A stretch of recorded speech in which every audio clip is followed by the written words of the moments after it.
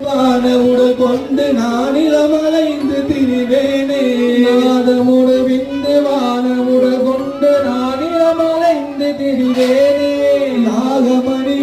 அதில் நின்று தொழுவேனே சோதி உணர்கின்ற வாழ்வு சிவம் என்ற சோகமது தந்து எனையாழ்வா சோதி உணர்கின்ற வாழ்வு சிவம் என்ற சோகமது தந்து எனையாழ்வா சோதி உணர்கின்ற சோலை மலை நின்ற பெருமாளே குளம் என்ற வாகையொடு சென்ற சோலை மலை நின்ற பெருமாளே குலம் என்று வாகையோடு சென்று சோலை மலை நின்ற பெருமாளே குலம் என்று வாகையோடு சென்று சோலை மலை நின்ற பெருமாளே சூரர் குலம் என்று